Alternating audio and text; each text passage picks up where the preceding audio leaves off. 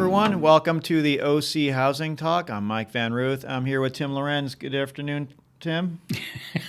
Easy for you to say. I can get it out. I'll get it Good out. afternoon. Today, I wanted to talk a little bit about the contract, some of the things I've been seeing in the field, kind of what's going on. What contract are we talking about, Tim? A residential purchase agreement. The RPA. The RPA. Sweet. But we're not talking about their specialty RPAs. We're talking about the general one that most people use when they buy a piece of property. And one of the things that I think the general public would be surprised at is how few agents know that contract backwards and forwards. I mean, it's the one they're writing up for you, and yet there are things in there that they may not know. And it's shocking to me, and it's always shocking to me because people call me, what do I do in the situation? I'm talking about agents.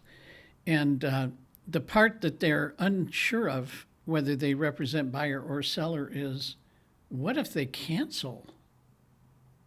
Can I keep the deposit? Yeah, you're constantly getting questions in regards to that. Am I going to lose my deposit? Am I going to get it back? Yeah.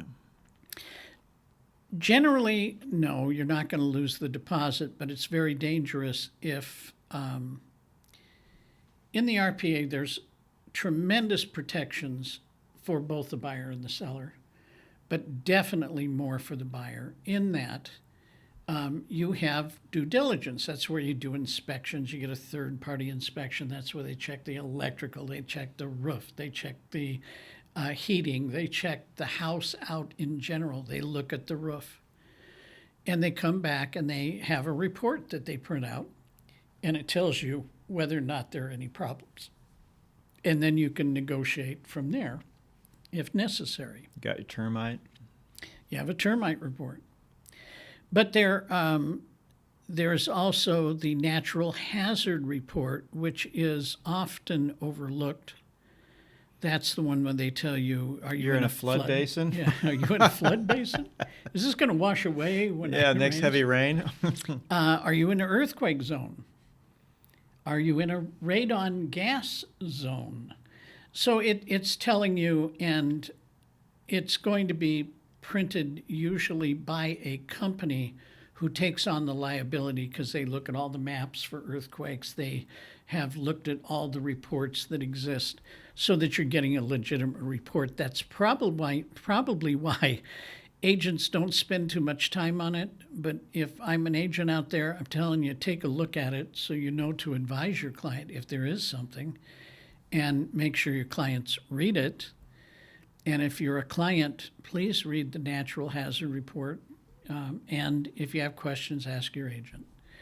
But that's one that they just hand to people. People look at it as a book, and they kind of toss it aside. And it can be a fire zone, too, which is right now a big concern here in California. In fact, they have some new laws that have been written up. Yeah, especially recently with everything going on. Yeah. You know, you got those like Majestica Canyon, Trabuco Canyon, all back up in there. It gets pretty dicey. I had a friend that lived back there, and I don't know, during the few years he lived there, I must have helped evacuate him out at least 3 times, getting evacuated out. Well, if you're in a high fire area, that means you have grass around you, and grass fires can move very rapidly. People are shocked at how fast they move. And once they get started, it's usually not an acre that burns. It's a lot more than that. It's hundreds of acres that can burn down, and the trees around it. Mm-hmm. It really can take off. I've seen it burn from up in Thousand Oaks all the way down to the ocean in Malibu, all the way down. That's miles and miles and miles. Yeah, there's anyway, some bad fires up in there. You want to read. Want to make sure you understand what that says to you about how your home sits and whether or not it's going to be a problem. I think that's a serious concern. The termite, you want to make sure that you do, if you find out they're termites, you make a decision on whether or not you're going to pay for it or they're going to pay for it, whichever side you're on. As far as the third-party report, those are not going to come back clean. You're not going to get a report that says everything is wonderful. You're Nope. not buying a new home. Never. So they're going to say, well, the water heater wasn't strapped correctly. You have reversed polarity on the socket. That means where you'd normally have ground and the other side is the hot side of a plug. They reversed it when they put it in. That's a real easy fix. Yeah, you got, depending on the situation, you got to pick your battles. Is that something really we want to lose this whole deal over? Is Exactly. that? So in the contract, you have these that are called contingencies. There are reports. So you want to, one of the contingencies is to okay all the reports. Another contingency would be the appraisal. Another one is the loan. So as you're, and there's quite a few contingencies. I'm not going to go through all of them. But you can, in 17 days in the contract, commonly written, in the black print of the contract, which you can change, it is 17 days to do your due diligence with reports, them getting you everything, you looking at it and saying, yeah, I'm going to go forward. CR&Rs. CC&Rs, right. Those, the CC&Rs, you have 5 days after you get it before you would ever have to give up your contingency. Why? CC&Rs are the association's rules and regulations for you to live there. So you want to read those also. Oh, that's boring. I mean, some of those are 2.5 inches thick and tell you everything you ever wanted to know. Yeah. But Did I say CR&Rs? yeah. Well, that's how I got out. We have the waste disposal company. Oh, yes. That's CR&R. That's what it is. It's waste disposal. But it's not for you. Listen, if you're buying a house, I know it's hard to read through all that if you're a buyer, but please do it. I mean, they aren't all the same, and some of them are over-regulated, and you're not going to like it. You may have... No, matter of fact, Go ahead. not to name any condo developments, but there's one in Mission Viejo. Holy cow. The people move into the area, and then they realize how micromanaging the HOA is. And they're like, if I had known this, I wouldn't have moved in here. And a lot, there have been a few that have sold out of there because of the HOA. Yes. Nothing about the neighborhood, love the neighbors, love their condo, but they could not handle the HOA or their parking situation. A lot of it has to do with parking. I got to tell this story. My sister bought a house years ago in Mission Viejo, and they had moved, and they had a trailer that they used to move some of their goods. Mm-hmm. And overnight, they left the trailer, U-Haul trailer, on the street, and they were written a citation as they were moving in. I think that's the funniest. Welcome to the neighborhood. I'm just saying, and when they did call, they gave them some slack because they were moving in. But I just want to say, please read it. Don't be surprised by it. Understand it. If you don't understand it, we can find out from the association. If you don't understand the language, your agent doesn't understand it. But you want to make sure of these things. These contracts and the documents that come with them are there to protect you. And that's really on both sides. If you're the listing side and you're the agent that represents the homeowner, you don't want him to hand over the association's rules, regulations, their minutes, and their financials to you, because they may hide something. You want to get them directly from the association. I'm not saying the agent hid anything. That's not what I'm saying. But some people don't understand that they really have to disclose everything in this state. Everything has to be disclosed. Then the buyer can make a choice. Yes, I want to go forward, and I'm okay with that. I'll deal with that. Mm-hmm. Or if you have an inspection that says there's a problem, and they say, well, we don't have any money, we're not going to fix it, they can decide if they want to go ahead and fix it. But nobody goes into this blind. It's really cards up. And it's just, if you haven't been in this area before, you're not from California, it's the first time you're selling something, or you may even come from another culture, sometimes this is a little shocking how much the buyer gets to know about your property, but it really protects you. It protects both the buyer and the seller. So I have no problem with that. But the out clause of Section 14, this is the one Yep. agents don't understand. Now, do you have to spend time on it? No, but read Section 14 of the contract. And in Section 14, and I think it's B, I'm not sure. But in Section 14, it has all the reasons that a buyer can get out of a property. It's stated, if this, if they don't like this, if this. So it's enumerated there.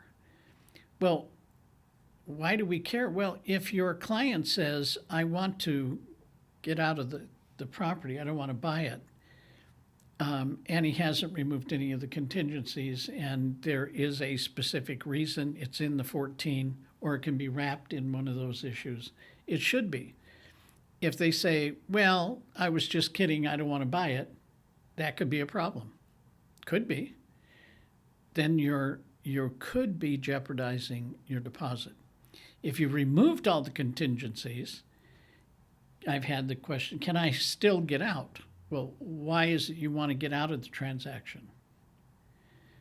It could be something, because I've had it happen, husband or wife have cancer, just found out. We can't move, we can't go forward.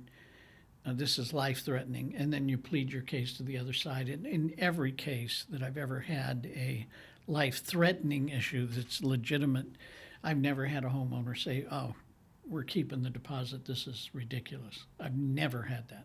People are reasonable. Yeah, you'd be pretty much a monster to do that. Well, but people do. But I have never seen it. But if you are frivolously walking away from the transaction, then they have a right to hold the deposit. There are problems with that if you are the homeowner.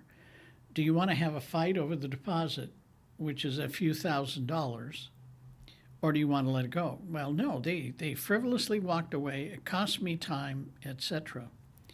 But they can, if you try and hold it up, sue you, and then you have to go through court. They file a lis pendens against your house, which basically says there's a cloud on the title.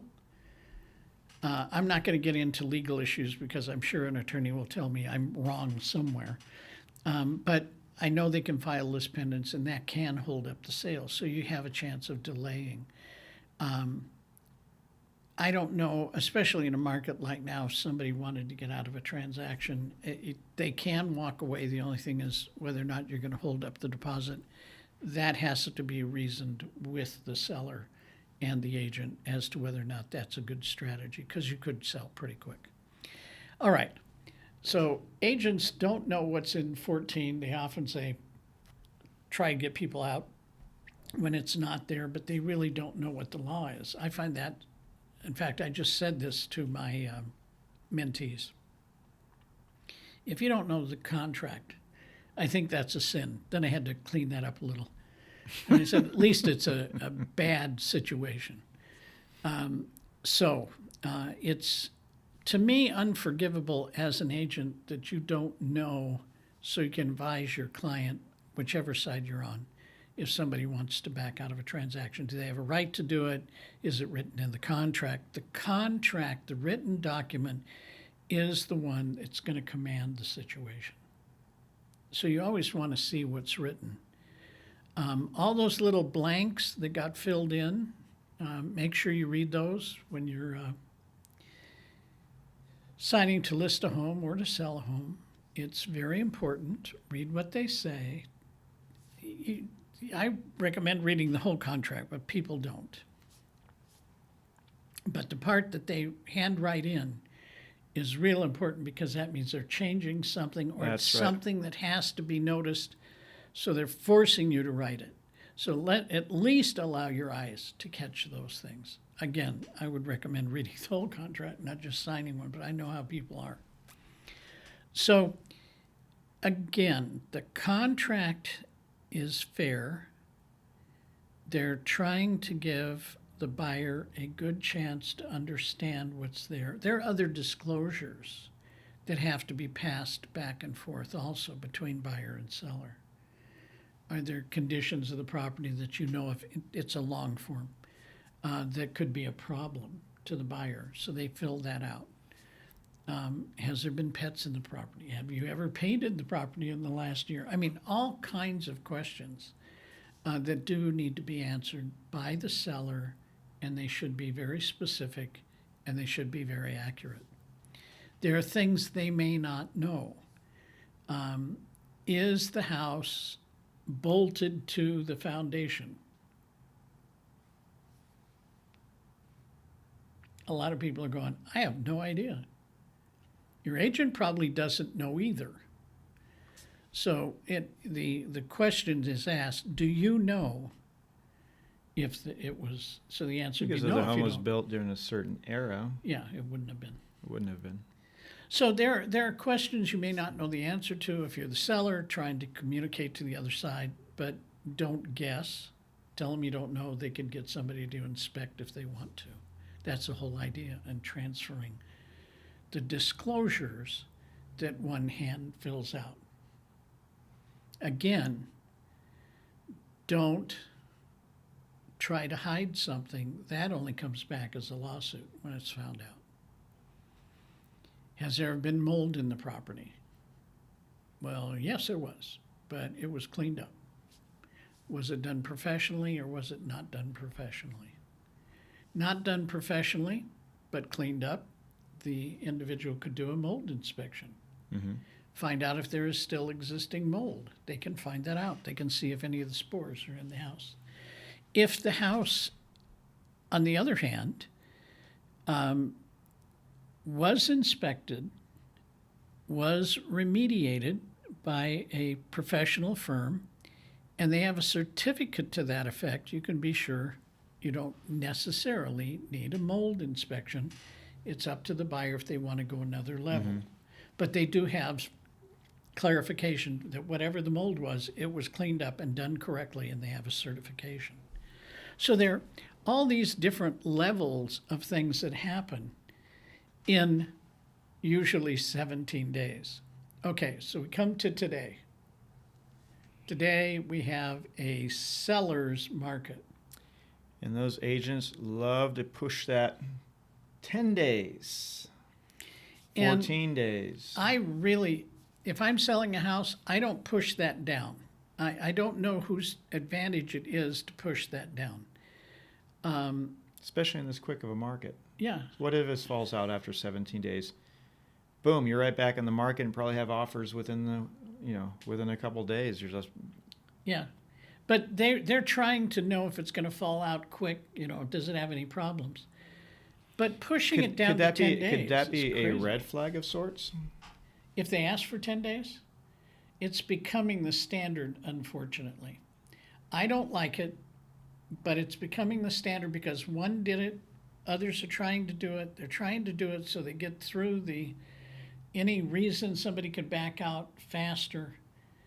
But what happens is, I don't know what percentage, but it's a high percentage. They can't complete the task. They can't get it done in 10 days.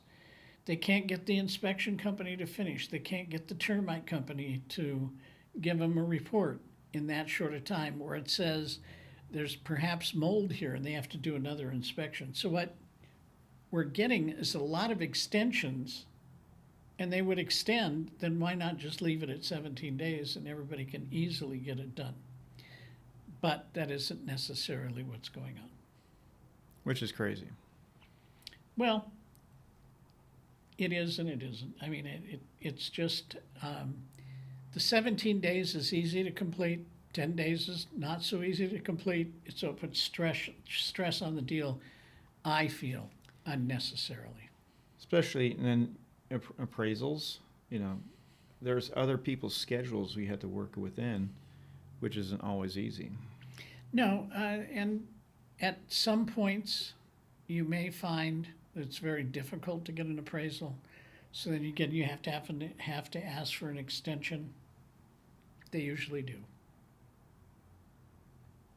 But they want that done in 17 days.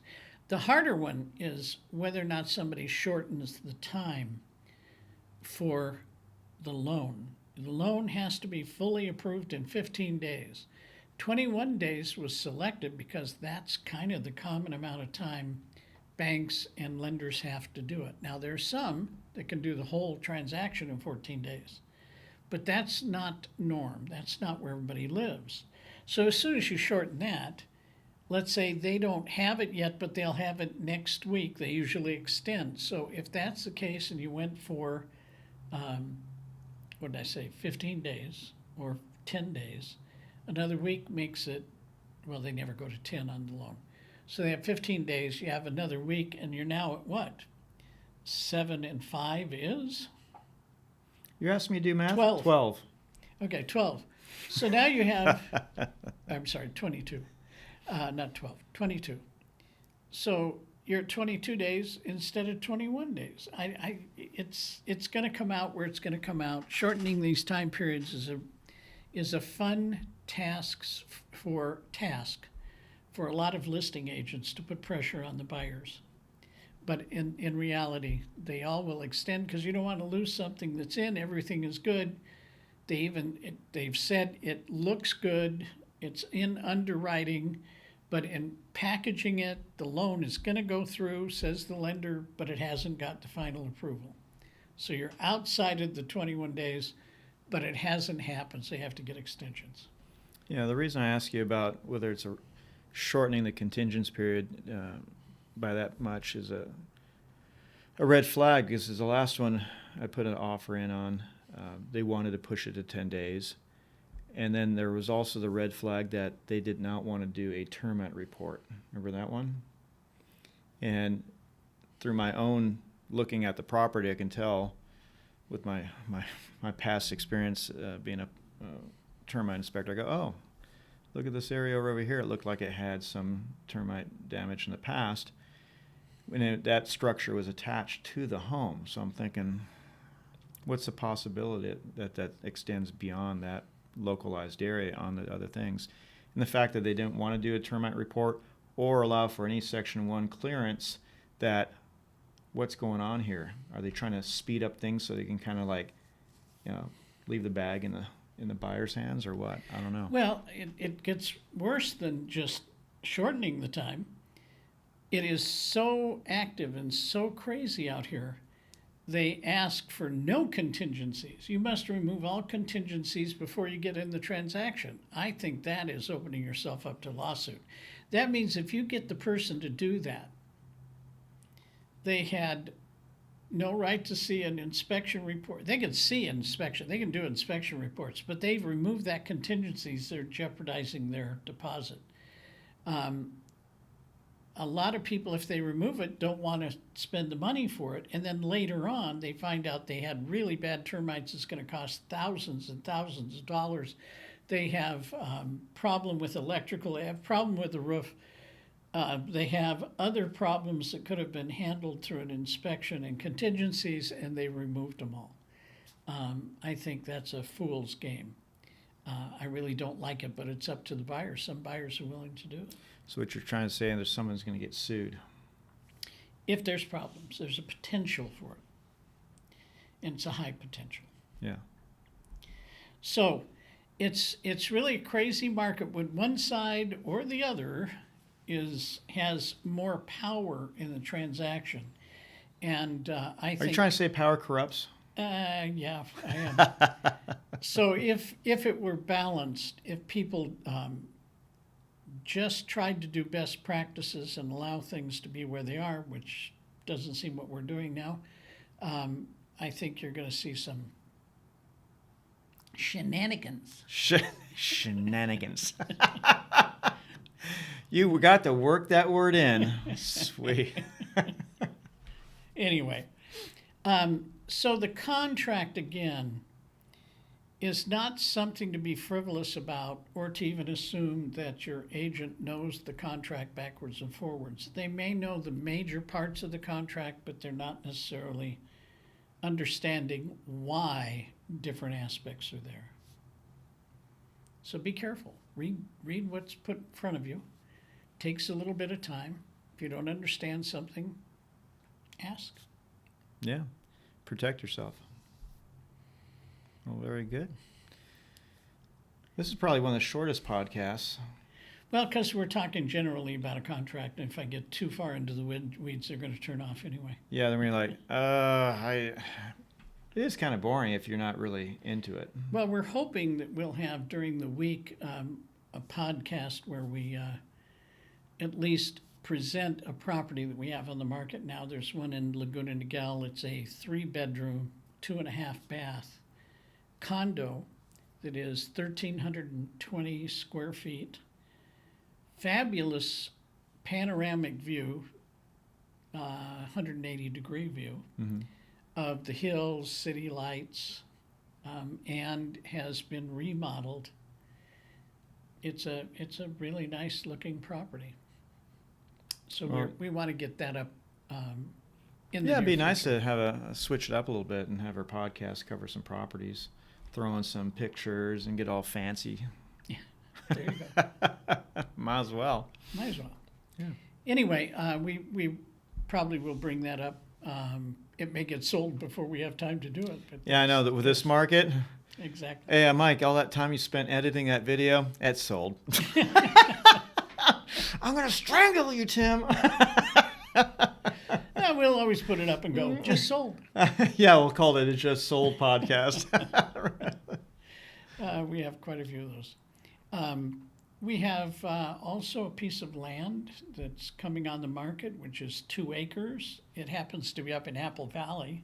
That only happens when a friend or a mentee has a property that far away. This one is right behind Apple Valley High School.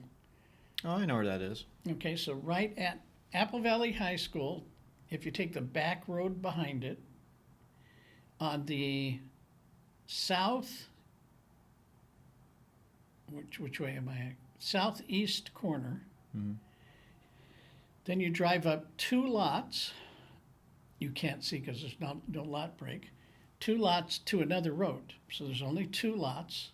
Go down 2 lots, and that big 2-acre parcel of land is for sale. We don't have a price on it yet, or I would tell you. But I'm going to guess it'll be between 50 and 65,000. Have to do the actual workup on it, but be between 50 and 65,000. But it's a nice property close to the school. Awesome. All kinds of things coming up. Got a house out in Napa Valley too. Again, don't have a price yet. Apple Valley. Yeah, well, same client, 2 properties. Okay, very good. Then we have coming up inland. We're hoping to get a $4 million. We haven't got it yet. Again, perspective things. So we got them on all ends of the scale here. Vacant land. Residential vacant land. Yeah. Oh, that was gonna be my next question. What was zoned as? R1. Okay, got it. Yeah, because those high school kids, if you had it right there on the main street, zone commercial, put in a Dairy Queen or something, have all kinds of kids around. How about a skate park? High insurance. Yeah.